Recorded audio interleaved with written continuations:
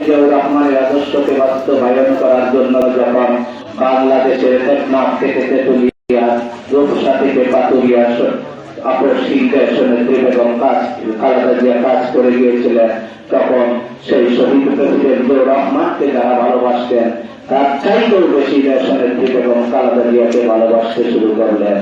আমরা ইতিমধ্যে লক্ষ্য করেছি সেই শহীদ প্রেসিডেন্ট জিয়াউর রহমান এবং আপসী দেশনেত্রী এবং খালেদা জিয়া সেই পথে হাঁটছেন আমাদের আজকে তরুণ নেতা। আমি তরুণ বলবো না, সেই 50-এর অনেক ঊর্ধ্বে হয়ে গেছে আমাদের প্রান্তীয় নেতা বিএনপির ভারপ্রাপ্ত চেয়ারম্যান জনাব তারেক রহমান। আপনারা যদি সোশ্যাল মিডিয়ার মাধ্যমে ইতিপূর্বে আপনার বক্তব্য যদি একটু শুনে থাকেন, অনুধাবন করে থাকেন, স্পষ্টভাবে বুঝতে পারবেন সেই আপসী দেশনেত্রী এবং খালেদা জিয়া এবং শহীদ প্রেসিডেন্ট জিয়াউর রহমানের আদর্শকে বাস্তবায়ন করার জন্য তিনি সেই লন্ডন থেকে প্রতিনিয়ত কাজ করে যাচ্ছেন। আজকে আমরা একটি জনপ্রিয় শব্দ শুনতে পাচ্ছি 5ই আগস্টের পরে, সেই শব্দ হচ্ছে আপনার সংস্কার। সেই সংস্কার কিন্তু তিনি 31 দফার মাধ্যমে সেই 5ই আগস্টের আগেই দিয়ে দিচ্ছেন। আমরা দেখেছি সেই সবচাইতে সংস্কার, বড় সংস্কারের যে নামটি ছিল একটু আগে আমার এক ভাই বলে গেছেন, সেটি হচ্ছে এই বাংলাদেশে 2বারের কেউ প্রধানমন্ত্রী হতে পারবেন না। এই সংস্কারের প্রস্তাবটা করেছিলেন কে? আজকে যিনি লন্ডনে বসে আছেন দেশনায়ক জনাব তারেক রহমান।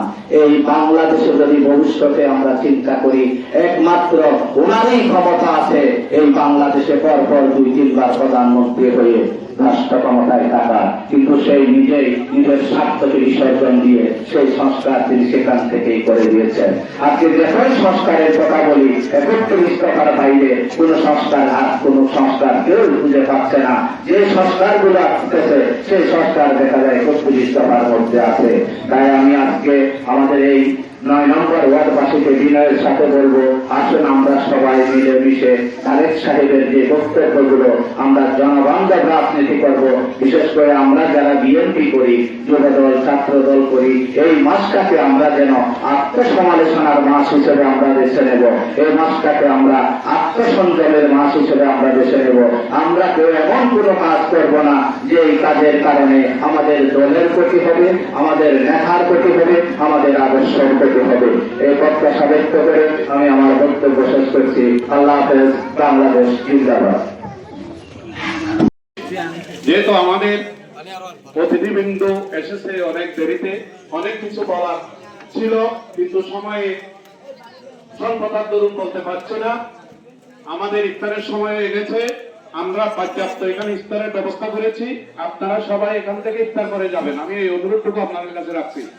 আমাদের বিএনপির নেতৃবৃন্দ যিনারা উপস্থিত হয়েছেন, ছাত্র দল, যুব দল,